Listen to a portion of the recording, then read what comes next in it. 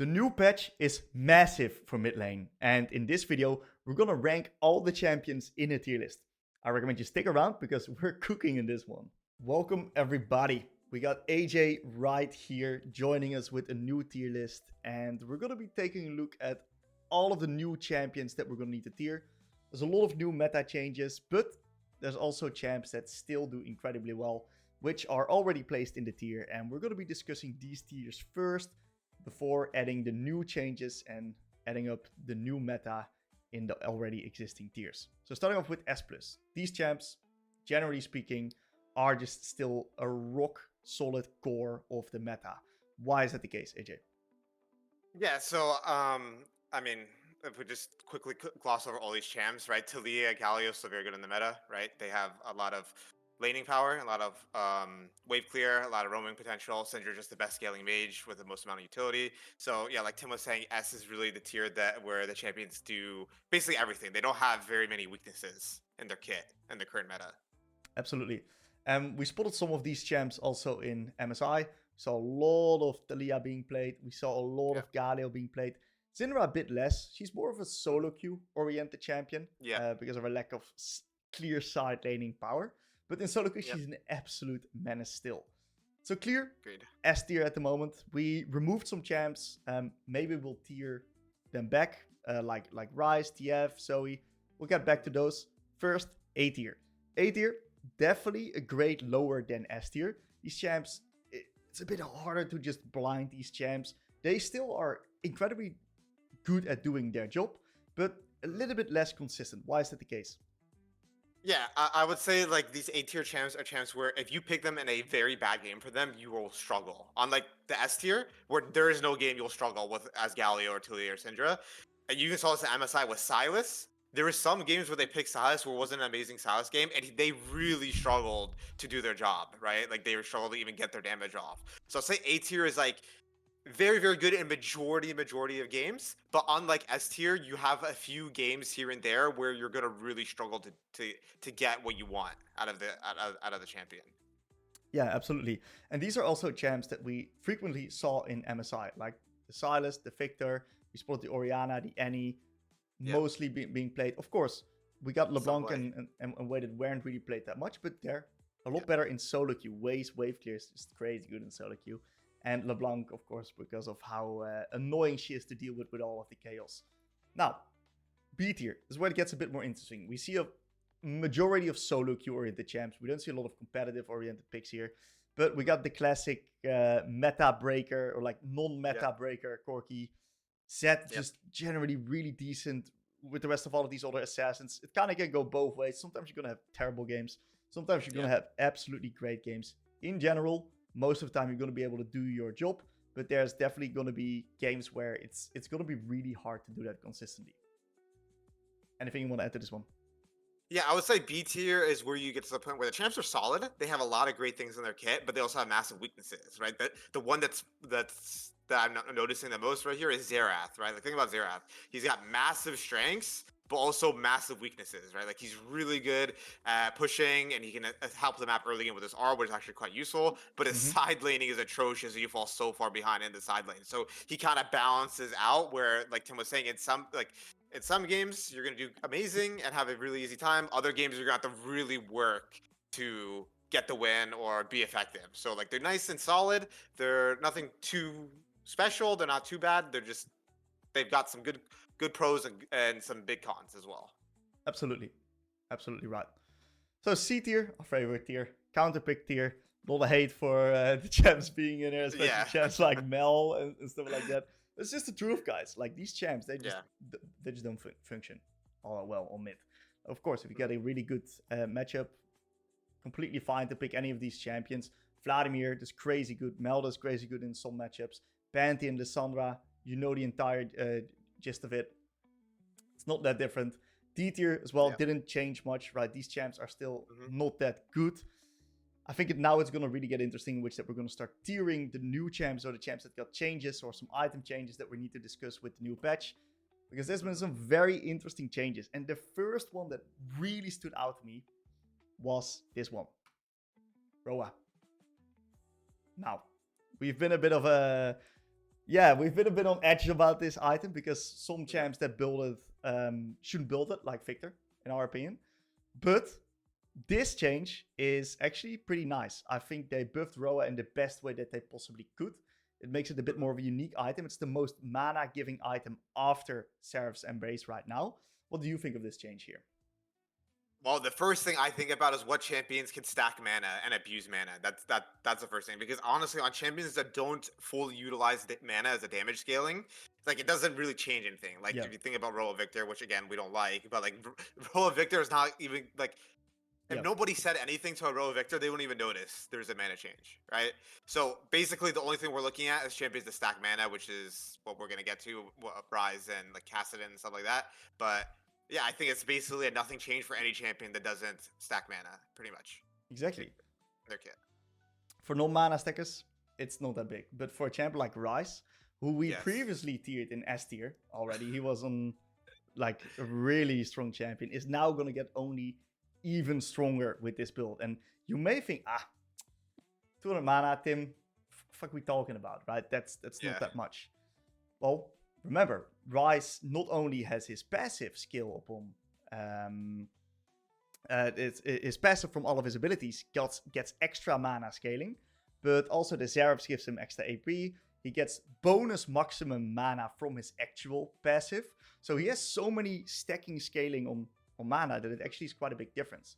And I actually tested what this exactly means for Ryze's numbers. I spent some time in the practice tool because usually we've been flip-flopping around with some of these numbers. So I was like, I'm going to do some research for this episode here. I'm going to actually go in practice tool. I'm kind of curious, AJ, what do you think? Level 11, right? Ryze with 200 extra mana. What do you think in a combo? How much extra damage is the deal? I'm going to guess like 3 or 4% extra damage. Okay, it's an interesting way of looking at it. It's 51 damage upon 1,870 damage that he deals. So it's about 3 to 4%. Yeah, 3% looks like. Yeah, yeah, that's quite decent. That's a full out effect, by the way. That's gonna add up because you got to remember when it comes to champion, like any champion in the game, getting a little bit of extra damage adds up because everything you do is doing that much more damage, right? Your wave clear is that much a little bit faster, which means you get to play 1 second faster, right? Which might change the game. Or you hit that dragon, do a little bit extra damage to Drake, and you guys secure the objective, right? Like it adds up everywhere in your cast. You can't just look at it only the lens of, oh, like if I full combo a target dummy, right? It's like everything you are doing is doing more damage. So your speed, your tempo, your resets, everything becomes faster from this, which is that is a massive buff. That is an insanely big change. And it was on a champion that, in my opinion, did not need any buffs. Yes, agreed. So, for me, I like to cook a bit. I think we gotta make a new rank for the Ryze. I think he's completely broken in high elo solo queue. Yes. Clear. No discussion about this one. It's just pretty clear. This champ is mega. The only discussion about Ryze, have you seen the LPL like TikTok memes? Yeah, absolutely. Like do you know the one with Ryze? It's the one with the bald guy dancing. Yeah. And it's supposed to be with Ryze. That's what I think of when I think of Ryze. They're just dancing while they're the strongest mid laner in the game. Wait, now I finally understand why they choose those bald guys dancing, because it literally looks like Ryze. Yeah, and they're called S Brothers as well, which I think that'd be a cool tier list name because it's like S plus and then S Brothers is the name of the of the last one because that's the name of the duo, the two bald guys. Is that look this like how Ryze. you spell it? Yeah, something like that. Yeah. Okay, let's do it. This is awesome. Yeah, Ryze fucking good.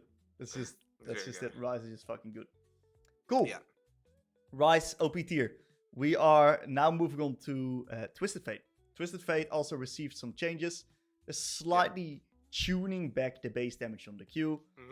Now, for a lot of players, this may seem like, hey, it's not that big of a change, but it's actually a change that hits a little bit harder than you may think. Impacts some wave clear patterns if you're not fat, and also base damage on an ability that's, especially on a champion that in the early game doesn't build that much AP, hits quite hard. We had him in S tier previously. What do you think about this, AJ? So, the way we're gonna cover some of the other champions later, but the way TF works is he comes in when I feel like the mid lane meta is a little bit weaker, like when like the main hero is a little bit weaker. So I think, like, for example, Yone, we'll cover Yone and Azir, but them being a little bit stronger does kind of make TF a little bit more uncomfortable, because like their first item spikes are going to hit harder, while, like you said, the base damage buffs nerfs is going to make TF a little bit weaker. So I think he's still going to be insanely good, but I think he's going to be slightly down a peg than he was last patch. Like in A, like he has actual weaknesses in my opinion. Um, so I think he's still going to be great, but not like completely, utterly the best mid on the patch type of thing. Yeah, I think so too. I think this hurts him quite a bit. And of course, also with other champs rising up, he definitely deserves a pretty solid A tier, in my opinion. Yep. Cool. Now, Zoe is next. What you guys haven't realized, most of you guys that watch this, is I've actually done a full Zoe arc in the meantime. Oh. Made a Zoe guide on the coaching platform, the MLA, link in the description. So this is like, yeah, right now, finally a champ I can actually speak upon. And she got some changes. Look, this champ was completely OP. Let's just be honest. This champ was really fucking good. Like, really, really good. The way she one-shots the waves. And she could do level 5 with only Doran's ring, by the way. She could one-shot the casters. That's mental. Completely mental. Now, Zoe. Where's she at right here? There's Arena. Go up, Mark. If you do control F, you can type the champ as well, but that's fine. I'm a bit of a computer noob, actually. I can play League, but that's about it. Okay, Zoe. Q and W damage decrease. So they made some pretty big changes here. So what happened is that they made some changes when it comes to the base damage of this ability. Basically, the base damage based on level is a little bit down in the early game. Makes the scaling a little bit less smooth. Of course, it's some changes. Always welcome on a champ that's quite strong. But the biggest change, in my opinion, is that the base damage on the W is down by 15 flat, by the way. That's a lot of numbers. And yes, she got 5% AP ratio. That's like 300 AP for it to balance out. And that's quite a bit of AP that she doesn't easily get, because usually Zoe is the strongest around 1-2 items. So this is a flat out massive nerf. And I think they hit her exactly where they needed to hit her. What do you think about this change? Yeah, I mean, I think she's extremely strong, but I don't have much experience playing her. I don't see her that much. There is, I will say, I always bring it back to this guy. There's a top 10 Zoe, like top 20 Zoe player on my server, and man, it's so frustrating playing against Zoe with the E spam, which is still gonna be there. But yeah, I do think one of the most frustrating parts about Zoe's kit is the early game W, where they just don't land anything, and I just get ignited from an orb and take the orb damage and then ignite. So I do like that change. It's gonna be interesting to see how it feels. I think it will reduce her a little bit, but she's still gonna be doing what Zoe wants to do, right? Like, I think it's not gonna change how she plays too much. She's still gonna be that massive lane bully and team fight monster. Yeah, she's gonna be an early skirmish monster, and she's still gonna do her job. But I think when it comes to like frustration about this champion, because that's one of the key things that I like. Yeah, I'm just gonna say it's bullshit, because I played her for like 30 games, and what happened is that Akari would just trade on B level 4, and Akari would be like 80% HP, and I would just literally run her down with passive auto attacks and a W, and I didn't land any skill shot. I just got all my passive auto attacks off, and it was like, fuck just happened here? She just literally died. Yeah. And that's what these bubbles do, and these bubbles, they're kind of auto target, and of course the passive is also pretty unskilled in that regard. A little bit more skilled than the W, so they hit her definitely in the right direction. Now, when it comes to the actual tier, what do you think it changes? She was definitely on the top of S tier. We didn't see her that much in MSI, of course, for very good reasons, because her side laning is still not that good. Yeah. Do you think she stays in S, or do you think she drops to A? Oh, that's a tough one. I think for me, I think she's going to be top of A, because she's one of those champs where it's really all about the first 15 minutes of the game, right? You got to get shit done on the first 15 minutes of the game, kind of similar to like a champion like Aurora, which we'll cover. So I think she's still amazingly good, but she does have, like you said, the weakness of the side laning, and those early game nerfs, especially the W nerf, making her a little bit more difficult to play does actually factor in as well in terms of her effectiveness. So I think top of A. I think she's still very good, but not as good as the champions above her, in my opinion. Yeah, I agree. Especially with also some of the other changes that we're going to be covering. There's some champs that get big bump ups right here. I'll beat her in the side. I think she's going to drop from S to A. Still really good though. If you're Zoe main, don't be sad. This champ is still really good. Yep. Next up, we're going to be looking at one of your best champs, and we're just going to leave the mic to you here, AJ. Yeah. Okay, here we go with if you guys are ready for the AJ Yone monologue for like there the 100th time in the past month, then here we go. Wait, can we please explain why is this, by the way? Why do we constantly have to revisit this champion? Yes. Let's start with this. So, yeah, the reason why we have to constantly revisit this champion is that he gets affected the most out of what happens around him. So even if his kit itself doesn't get changed that much, even though it has been getting changed a lot, the matter of the fact is that other champions influence Yone because he's a weak early game champion. He's not designed to be strong early game. So the relative strength of other champions around him determine how easily can you get to your spike. So like if you could scroll down and look at his first 15 minutes, take a look at his win rate in the first 15 minutes on the right hand side. Whew. Look at that. It's like 40% on the first 15 minutes of the game, right? Like put that in perspective. A Smolder mid has a higher win rate in the first 15 minutes of the game than a Yone does, right? So like I want you guys to realize that, or like it's similar. I believe it's like almost the same. I know it's pretty high. Smolder is not that bad. So put that in perspective, right? Yone, who's considered a mid to late game scaling champion, right? He has a lower win rate than any other late game champion in the game. You put Acel there, you put Smolder there. Their first 15 minutes are all better than Yone, right? They're all better. I don't think I've seen one that's worse. Like even Acel is better by like 4 or 5%. Right? If you put Kale there, Kale is higher as well. So because Yone's early game is so disgustingly bad, what happens is that you need to have games where you're allowed to get to your Bork, right? That's the key, and that's why no one played in MSI, right? Like the only one who played it was Jojo Pion. And what happened in MSI with Jojo Pion? The game ended before he got to his items, and he was too weak the entire game. He was a piece of shit. He fell too far behind, right? And so that's why Yone needs to be revisited so often, because it's not just about, oh, wow, I got Bork, Shieldbow, IE, I one-shot everyone.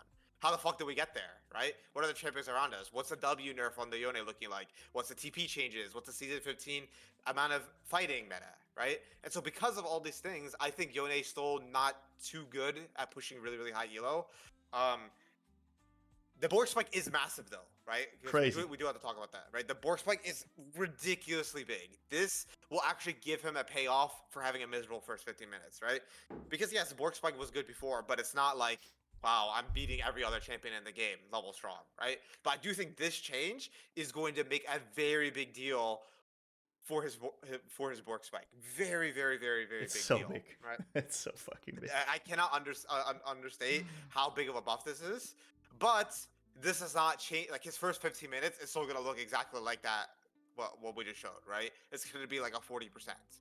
And so where I think Yone will lie is I think he will be a very good champion in some games and a very, very bad champion in other games. You play against Aurora as Yone, you are not making it to Bork before the game's over, right?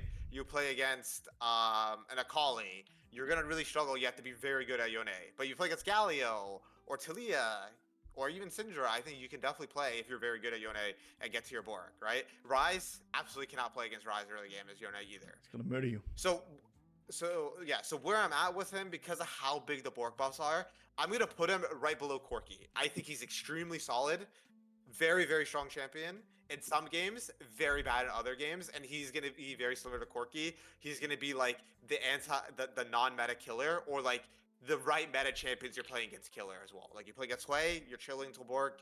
Talia, you're chilling. Galio, you're chilling. Syndra, for the most part, you're okay. But you play against like Annie or Ryze or even Corki, you are going to wish you did not pick Yone. Yeah, there's going to be some. Of course, Master Plus. There's going to be some questions, right? There's going to be questions. Okay, why don't we then put him in the counter pick tier instead of the B tier? What's your thought process behind that? Because of his skill ceiling, right? The reality is, if you play Mel, even if you are really fucking good at Mel, sometimes you just cannot do anything to impact the game or the game, and you can't make it to your items, right? That's just the reality now. Or sometimes your champion doesn't have the toolkit to Mm-hmm. be flexible enough to work in specific games. Like Mel has 0 side laning. Yone can do everything in the game at an 8 or 9 out of 10 level, right? He can do everything well. So he really scales with how good you are, right? And how effectively you can get to Bork. So because like he has more ability to be flexible in games. I think that's why I put him in B tier. It's like if you can get to Bork, he could do anything you want. He can side lane, team fight, play for neutral objectives, front to back, peel, right? Assassin, fighter, bruiser, everything. He does all of that, right? Yeah. And so that's why he's in B tier, in my opinion, over a counter pick. Yeah. I think it's a bit of predictions, right? Because there's a Yep. lot of people that want to play this champ or just Mhm. absolutely love this champion. I think Yep. he's going to be decent for a few patches, and then there's going to be some more changes again to him because pro play is on a bit of a Yeah. downtime before the summer split begins. They'll Yep. probably have a few patches where he's going to get picked because this change definitely impacts pro play quite a bit. Yeah. I'm going to be honest, like Yone's kill ranges already were crazy, but this 1% makes his kill ranges like even more stupid. Like one item, you get hit by Q3, Yeah. you die. That's just how it is. Mhm. So he's decent. He's decent if you can get to. Yeah, he's decent. You just Bork. need to survive the first 15 minutes. Like again, as we saw, like I'm not exaggerating. He has literally a worse early game than almost any other champion in the entire game in mid. Yeah. So, yeah. That's true. Beautiful. So moving on to the other win brawler right here is we still have the Bork buffs in mind, but Riot preemptively nerfed Yasuo. Yep. Quite big. Half AD per level. It's pretty large for a champion like Yasuo that really relies on getting quite a bit of AD. So the way you want to view it is that Yasuo builds a lot of crit as well, right? So all of this AD that he gets basically gets double, or like multiplied in his damage output. So AD is really good on this champion. Yes. Also with how many attack speed he's getting, AD is pretty strong. So them nerfing this does hurt his early game by quite a bit. You're a bit better Yasuo than me. What do you think of this? Yeah, so the way I see it is, okay, so if we think about it, let's say, because Yasuo's main strength is his first 4 levels, right? So the first 4 levels, almost no change, like 2 AD. Yes, that's good. That is big at level 4, but I still think he's still going to do exactly what he wants to do, right? And so like level 9, it's what, like 5 AD around, still, I mean, yeah pretty decent, but pretty decent hit. But again, I still think in the like that's not gonna change the matchups. Like you're still gonna have complete control over majority of lanes, right?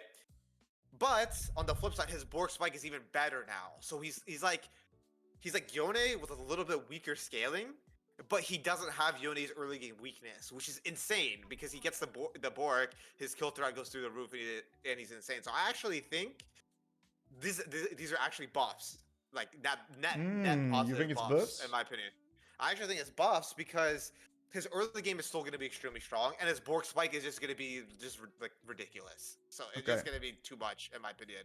The Bork spike is going to be so just impossible to deal with for most champions because you also can reliably get early game leads, right? You're going to get even let's say this AD nerf gives him a 5 or 10 less CS lead than he would have before, and that's been extremely generous. Very that generous. He's still going to get to Bork, the strongest person in the game, the most farm out of any champion in the entire out of anyone in that 10-player game. And so because of that, I think that's going to just accelerate him so much once you get Bork that you're not even going to feel the AD growth nerf because you're going to get to your next items faster as well. Okay, I see what you mean. We had him in B tier. We had him high B on the place of where Yone is in last patch. So, look, the way I view this, I actually think it's quite big, this one. But the board changes are also quite big. I would definitely not place him in C. I think that he's either really high B or we can put him low A. What do you think of that? I think I like him in low A. I think I do like him in low A. I do think he's going to be a little better. He has been, like, in solo queue, just a lot better than Yone recently. Obviously, Yone is a much better competitive champ. Yeah. So I think especially for solo queue, Master Plus, you want to climb, and you're deciding do I want to play Yone or Yasuo. I think, in my opinion, Yasuo is actually a little bit better. Yes, he's R reliant with his teammates, yada yada yada. But just I really value the first 15 minutes of the game, and I think his first 15 minutes are way better than Yone. And I think their power scaling is similar on one item. Obviously, Yone scales better. So I think overall, I think Yasuo is going to be a little bit better of a champion, in my opinion. All right, let's take a look at the next one. Azir. Now this is awesome. Ooh, boy. So I had people in the comments that were so unbelievably pissed that I said, "Don't worry, Azir's gonna get buffed again after MSI." I had people coping and saying, "No way, he's gonna get buffed. They always do this shit." And guess what? Azir's gonna get buffed again. Duh, you could have seen this one. They always do this shit. Yes, we all said, both of us saw this from a mile away. Of course they're gonna rebuff him. Yeah, man. There were some people were mad as fuck. I've only got like 20 likes too or something. Some people were mad, dude. Anyway, right. Let's take a look at what they're actually changing, because we did put him in C tier last time because he was just kind of weak. Let's be honest, those nerfs hit him really hard. Yes, those were disgusting nerfs. Yeah, which is really bad nerfs. Then what they do right here is they buff him up in 2 different areas. So first of all, they give him more base health, 25 to be exact. That's a very interesting number. And then they also increase his W percentage scaling by 5 at all ranks. So let's internalize what this means here, okay? Number 1, the base health from 25, that is usually 30 base health is about 1% win rate, what Riot thrives towards. So 25 for a champion like Azir is going to be about 1%. That's already great. That's a lot of win rate in general. Now 5% AP scaling on the W. You may be thinking, it's kind of whack, no? 5%, it's not that much. Yeah. Think about it, okay? 5% on a champ like Azir hits a little bit harder than it is 5% on a champion like, for example, Victor E. And there is a really good reason why that's the case, because Azir gets a lot of auto attack hits in. So every bit of extra base damage, or generally damage that he gets on ability, multiplies quite fast because of this being his number 1 damaging ability. Yes. And that is very important to understand, is that this 5% is actually quite big. Therefore. Now, 100%. We did put him in C tier. He's definitely going to climb. How big do you think these changes are going to be for him? I think these are ridiculous buffs. These are too much, in my opinion, honestly. I think like that flat HP making his early game stronger, and even also the AP makes his early game stronger too, as well. So the fact that these are also early game buffs, like if that was only 5 AP at level 9, and that was scaling health, I'd be like, yeah, those are great buffs, but not too big. The fact that this buffs is early game, this breaks the champion, in my opinion. I think he's slingshotting back at least to S, in my opinion. He might be next to Ryze, in my opinion. Next to Ryze, that's a really big one. I think so. Like, because I mean, he was still first picked at MSI after their nerfs, right? We saw it. Faker first picked it. People were thinking about denying it. It was still the Talia Azir trade. These are the most disgusting buffs I've ever seen. Like think about it. If you hit somebody 10 times in a lane, that's 50 AP scaling buff, right? Like that's very easy to have happen. 25 HP is gonna mean if you go overgrowth, your overgrowth heals more. Your second one heals you for more. It means if you go Riftmaker, you get more AP. It means you might survive one trade. That is just ridiculous. Like I remember when they actually nerfed his AP ratio on his W. Yeah. That made his win rate go down a lot. And then they had to rebuff it back, and then now they buffed it again, right? So it's like, I don't know. I think this is gonna break the champion, in my opinion. This is absolutely ridiculous buffs. I think if you're a good Azir player, this is just too much. I'm gonna go back to spamming this champ again next patch. Yeah, because this is ridiculous. This is interesting, right? Because they did this in 23 right here. Yeah. And I think he's been a pretty big staple for the entirety of Winter and Spring split. Right? Yep. He's been a really big staple in the games. And this was part of this change, because before it was not that good. Because they hit him real hard in the Worlds patch. They fucking Yeah. gutted him in the world smash really, really, really bad. And Yeah. they do definitely make up with it right here. So we got this exact change that made him somewhat viable again, plus even more. So yeah, I would say definitely. I don't think he's Ryze tier, but I'm happy to put him in S. Yeah, we can do that. That's cool. Exciting stuff, man. This champ is so unbelievably fun, by the way. Azir is incredible. If you're a Master Plus player, guys, even if you're a Diamond Plus player, I really recommend just putting the games in on this champion and picking this up, because if you, over the long term, this is going to make you such a good player. This champion teaches the game fundamentals so incredibly well. It's unbelievable. Your mid game especially just explodes.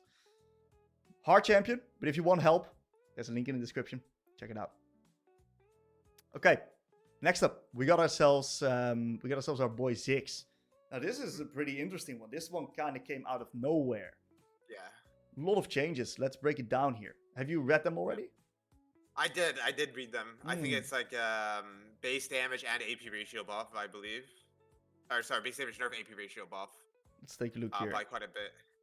So they nerfed base damage of the Q by 5 flat, and they buffed the AP ratio by 15. So it evens out, level 1 almost. I'm pretty sure. I think maybe it's like 2 damage less. You need like 33 AP for that? Or am I absolutely cooking here? No, I think it's 33 maybe. It's getting late, guys. It's really fucking late. Don't judge me if I completely butchered this, by the way. Anyways, this is mega worth. Let's just set it on that. It's just mega worth. Yeah. It's just insane buff. Crazy AP scalings on this Q ability. And I think it's okay, by the way. I think it's pretty legit that they do this, because it's still a skill shot. And I know in lane it's really oppressive, but in late game, this makes it extra. It buffs, especially late game. And that's where it's kind of hard to hit and consistently get damage off. So, great direction.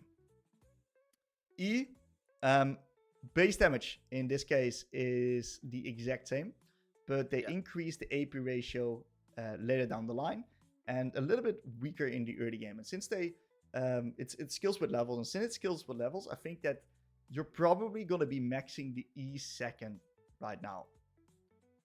I used to play a bit of Ziggs on the AD carry role, because it's very simple, and it's where I'm out of field. So what happened is that you could sometimes max W second because of the cooldown decrease, and it was actually a really solid reason of maxing W second. But I think with this, it's going to flip the skills more towards the E. And finally, we got ourselves R, which has now more base damage and slightly less AP scaling. Now this is quite a bit of base damage. It's 100 at max rank and 50 at rank 2. So that's 500 AP. That's still a big buff. You need like, how much would you need to make up that? You need 1,000 AP to get 500 and 1,000. Yeah, crazy. I like it. Good changes. Wow. Looking at these changes again, these are insane buffs. If you pick Ziggs against a lower range mage like Syndra, like I'm pretty sure Syndra really struggles into Ziggs. I'm not sure, I'm not a Syndra expert, but like I think if you pick like Ziggs like Talia or Syndra or something like that, or Azir, Azir gets shit on by Ziggs as well. I think you're gonna have a really good time, because again, right, any damage buffs affects everything, right? It makes your resets faster because you clear the way faster. You get a little bit more priority a little bit more quickly. You get a better quality ward down. You get to move to a play 1 second faster. Like it adds up. It's like it adds up a lot. Like these are insanely big buffs. Like this is a lot of AP buffs on the champion. It is. We put him in C tier. He was pretty high in the C tier previously. I think he's actually gonna be really decent right now. I think so too. I would argue he's A tier. Yeah, I was gonna put him at A tier. Well, I say this is like, I think every patch we have like one prediction champion, right? Like where we go kind of like off the beaten path of what people would expect. I think Ziggs is our pick this patch. Like I think Ziggs is gonna shoot up. He might be even like better than like Wei or Victor. Yeah, like up there even potentially. Like if you look at the matchups too, the more I look at it, I can see Yeah, this that's champ what I'm saying. potentially take over. Yeah, like, yeah, I think so as well. I think it just he has everything to be a decent mid laner, like compared to other mages, right? He has mobility that other mages don't really have, right? Like, he has so much wave clear. Yeah, like even these hard matchups with that much wave clear, you could just like be like, yeah, you know what, Yasuo, I'm just gonna one shot the wave and tempo reset, right? Because you have so much wave clear, and that's what the season 15 meta kind of is Hmm. about. So I think these are just ridiculous buffs. Like, sure, it doesn't fix some of his problems. Like his E arming speed is kind of slow, so it's easy to dodge his skill shot. Like his Q costs a ridiculous amount of mana. Like, yeah, sure, those are still there, which definitely makes the champ like mechanically clunky to play. But in terms of just raw numbers, Yeah, he's it's high, pretty man. insane. Yeah. It's high. He already dealt a lot of damage, in my opinion. Yes, And I think so as well. Yeah. I also think that he's like he might have a small, pretty shallow learning curve, but I do think that the cap His is ceiling is also insane. quite high. Yeah, I think so as well. With the W and the E and landing these Qs consistently. If you play against the Ziggs OTP, you have to play on your A game to not get completely murdered in lane.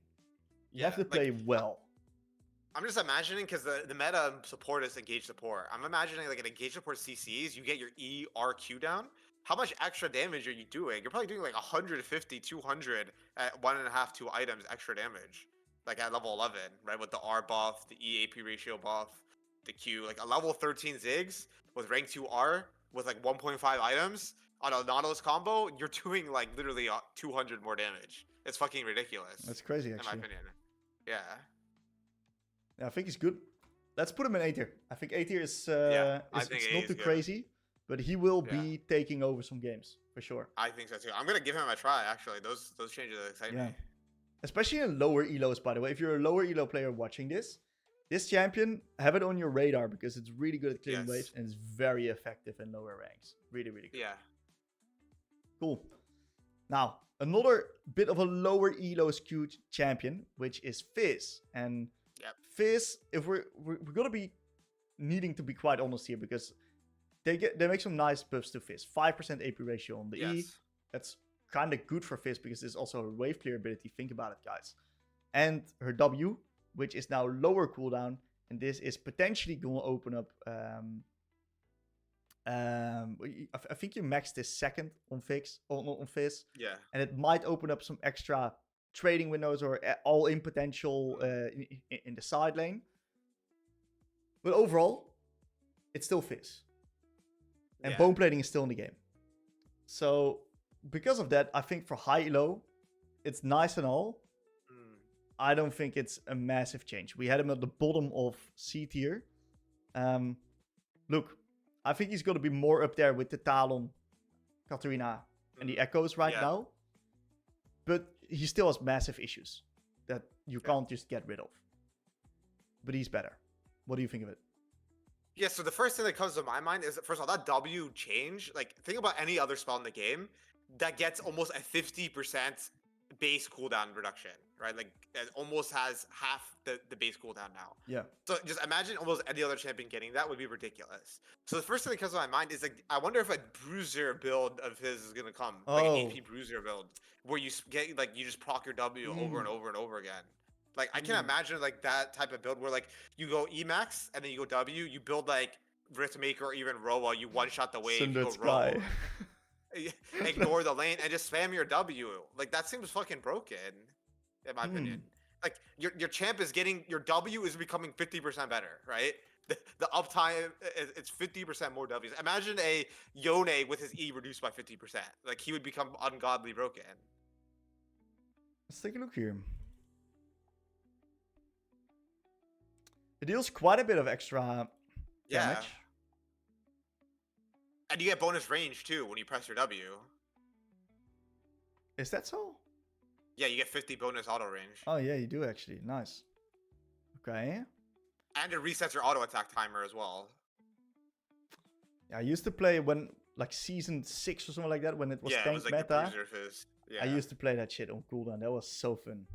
like I don't know. To me, like a bruiser Fizz where you go like Rift Maker and Proto Belt, and you're just like in the fight, you're unkillable because you're spamming your E, and you're just Wing over and over and over again. I don't know. That seems pretty ridiculous. If that's the case, then also the bone plating, right, weakness that this champion has Yeah, is less exactly. prevalent because you're if this allows him to take more extended trades, which it definitely will, by the way, Yes. even if it goes full AP in the side lane, he can now just all in you with R and just stick on top of you because he can get a lot more damage out with this ability here. Like I'm just thinking, like I'm cooking right now, obviously, right? Like it could just not be bad. But I'm thinking like a Conqueror Fizz that goes like Rhythmaker is like just winning in the side against a lot of champions with W at like rank at like level 13. Like I don't know. This seems really good.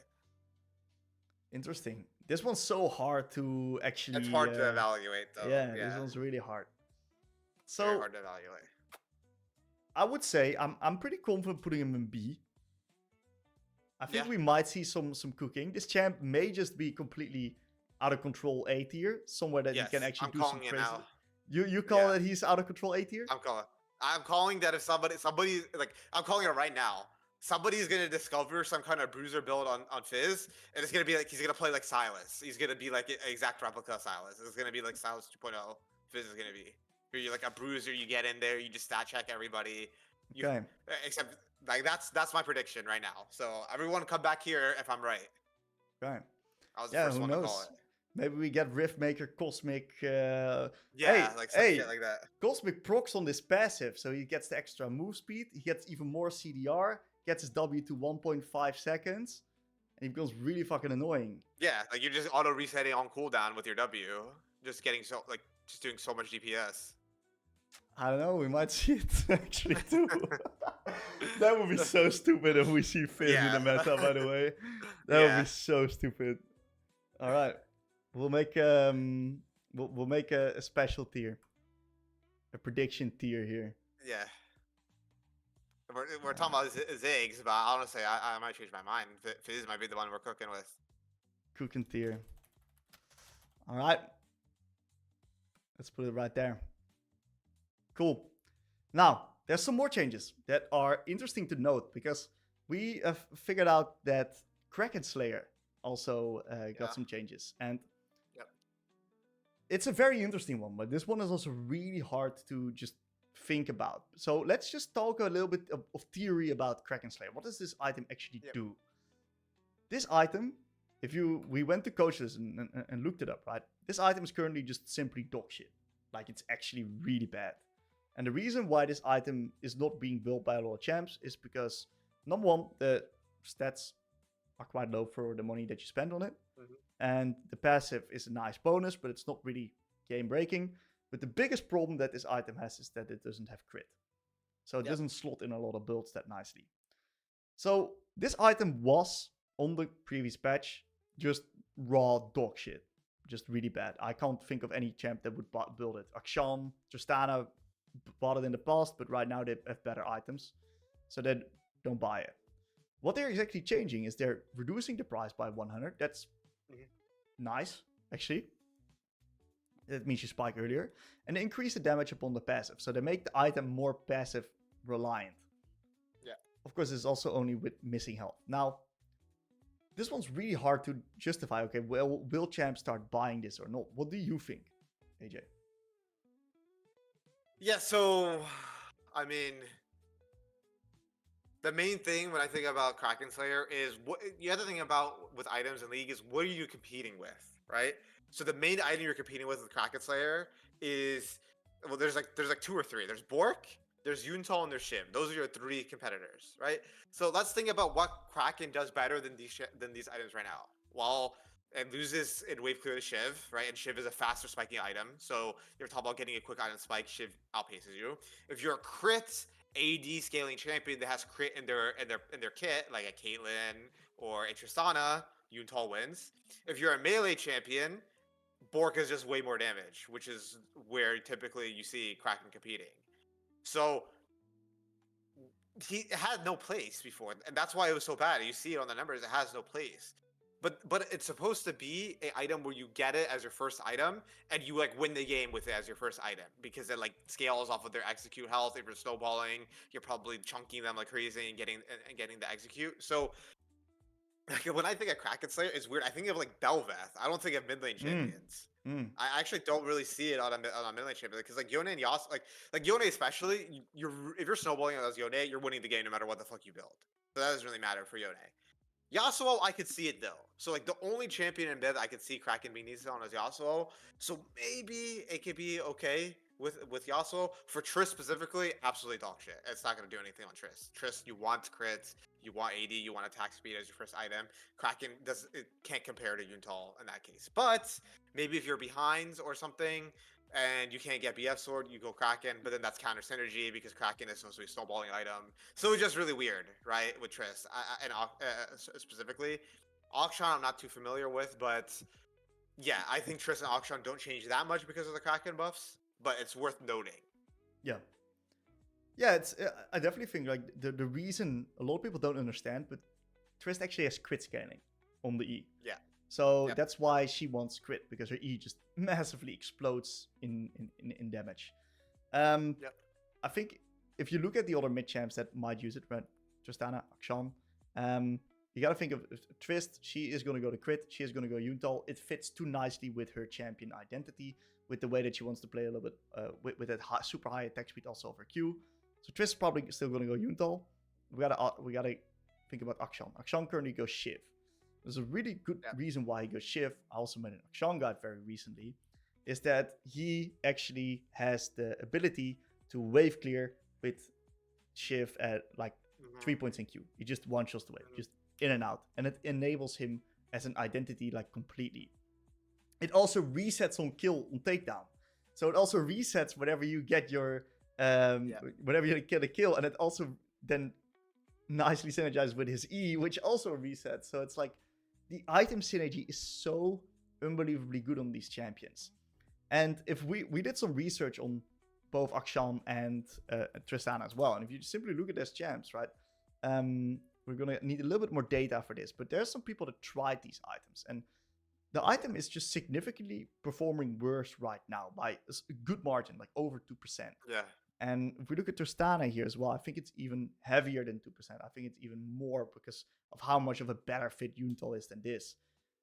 Does this buff make this difference up, or at least matches it? I don't think so. Myself. Yeah, I don't think so either. I don't think so. So we gotta go back towards where we put the previous champions with Tristana and also ask yourself the question, okay, does this Bork change a little bit for Akshan and Tristana? That's an interesting one, right? Because I do think that this 1% that you extra get on the Bork is quite big for these hitting champs, especially also because they used to build it in the past.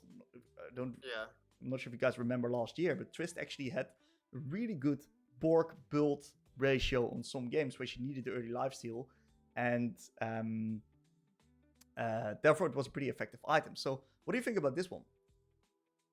Yeah, the range change is quite nice. I think again on Trist, I don't think it's that good because she needs AD and she needs crit chance, right? Or she just does like 0 damage. So my opinion on Tristana, I'm not the biggest fan of Bork, even with these buffs. But on Akshan, I can see that actually being very nice on Akshan. I see Akshan loving Bork, especially with lifesteal in there as well. So I think Akshan maybe. I mean, Akshan already has infinite items that you can test. Yeah. Right. I feel like Akshan has so many builds already, but I could see like an on hit or like a Bork into crit Akshan being quite good. Yeah. Yeah, I agree. We had Akshan as S tier, bottom of S tier last patch. Yeah. He might get an extra build option.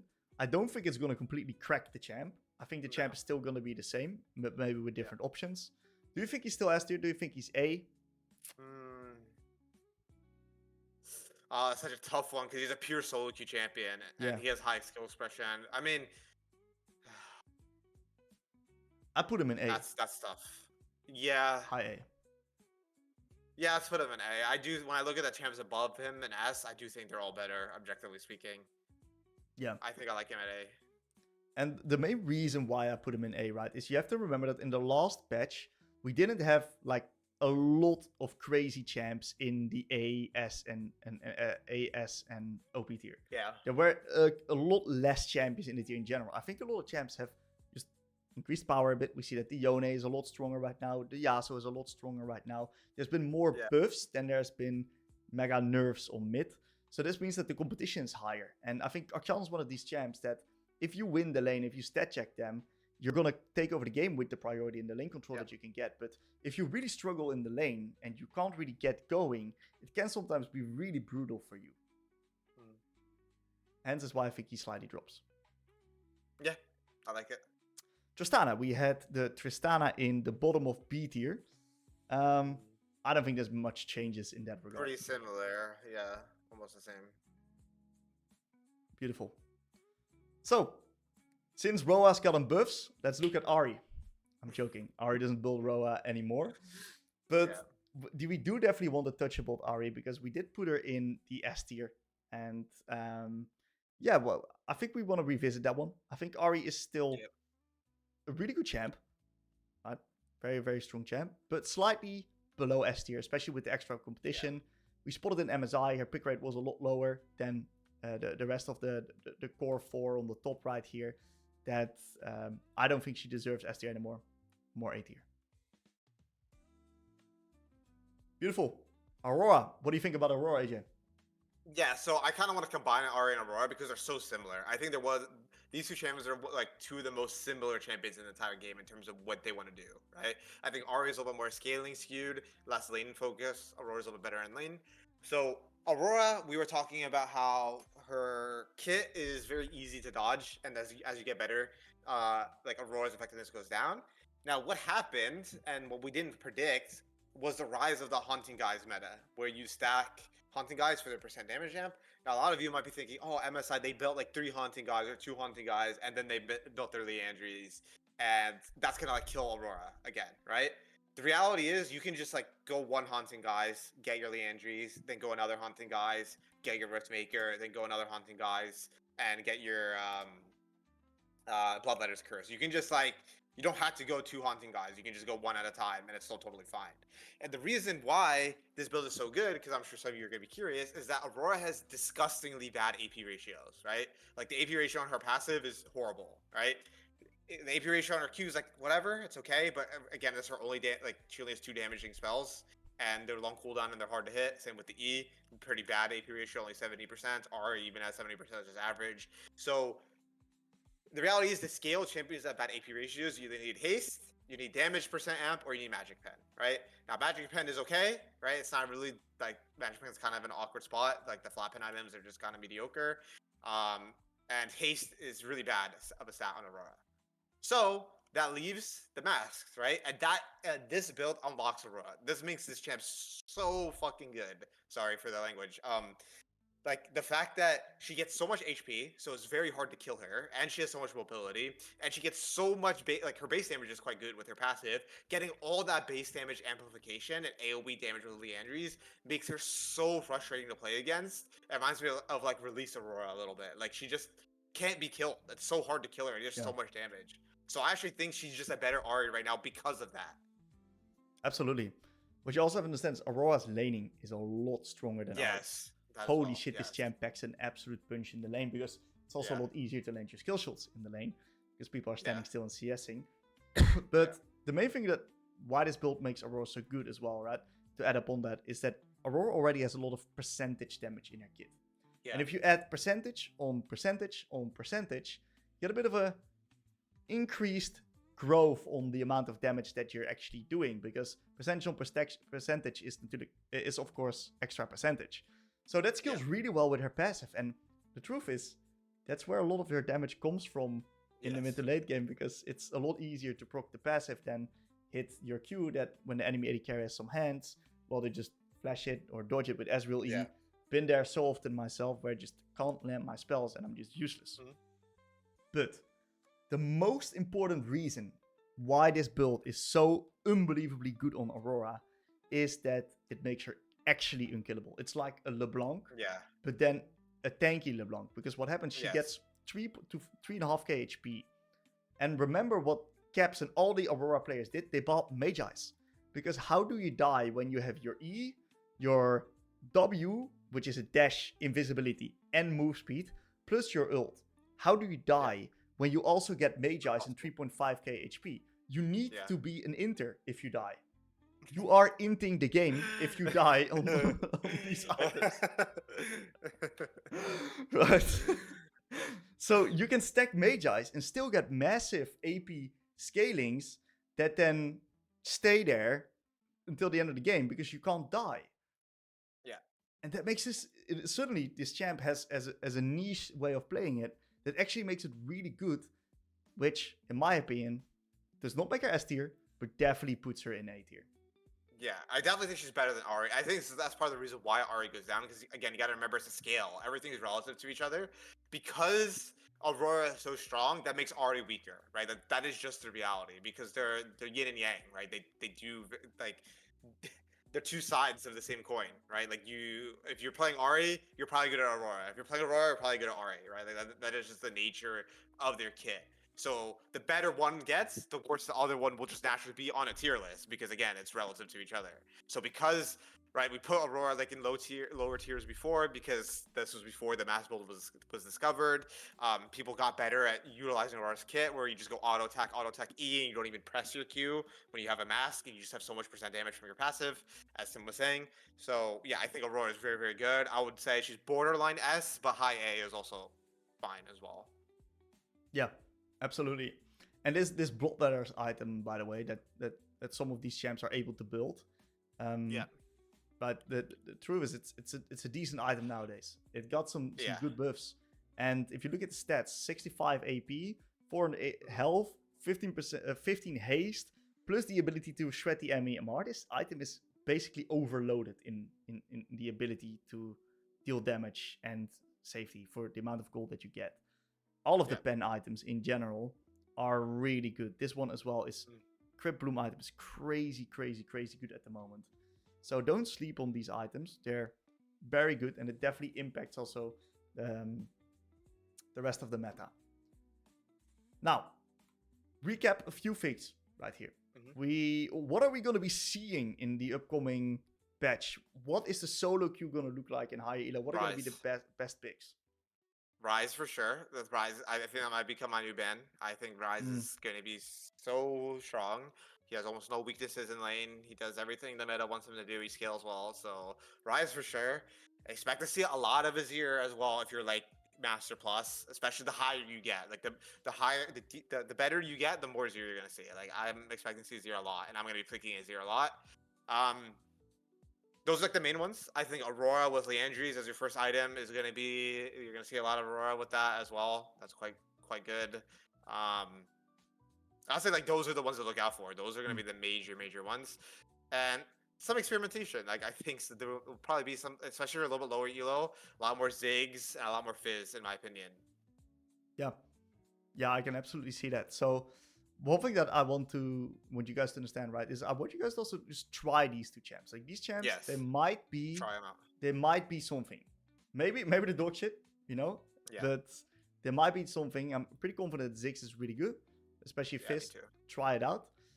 If we are like a diamond plus solo queue player, right, and we want to decide on the champion, which of these champs would you say, okay, this is a champ that I think is worth investing time into and picking up right now? Out of everybody on the list here. Yeah, like the top the top tiers here, of course. Diamond Plus. I would say Aurora or Azir for me. Those would be my picks. Because Aurora has a lot of transferable skills to other champions, and same with Azir. So, like, for me, it's not about just the raw strength. It's about how much skills are you going to develop as a player. Like, if you play Azir, let's say, World's Patch, he gets gutted. Well, you don't play him for a little bit. That's fine. You're really good. You learned a lot of skills. You can play something else. Yeah. Same with Aurora. You can always go to Ahri if you want. So yeah, those are my two picks. If you want to like learn a champ and you're like Diamond Plus, even high Emeralds, I think Azir or Aurora is great. Yeah, I think so too. I think these champs are amazing. I also want to highlight Taliyah. I think Taliyah is also a really good champ, but just teaching insane mid lane fundamentals. Like, this champ teaches the mid lane fundamentals incredibly well. I would look, Ryze is incredibly good, but if you're not an already Ryze player, it's going to be quite a steep learning curve picking him up. Yes, I will. Yep. It's going to be really challenging. Yeah, besides that, but we're going to see a very similar still high wave clear, shove and move meta. If you guys are seeing a lot of Ryze, I recommend starting to ban the Ryze champion and keep an eye out on Yone, Yasuo, Ziggs, and Fizz. See how they exactly do. It's really hard to quantify how they exactly will be running up in the meta. But in general, thank you all for watching. I hope you guys enjoyed. Check out the link in the description for the MLA in which that we are coaching full-time and helping a lot of players climb the fastest that they ever have. So once again, thank you all for watching, and I'll see you guys in 2 weeks with a new tier list video. Peace out, guys.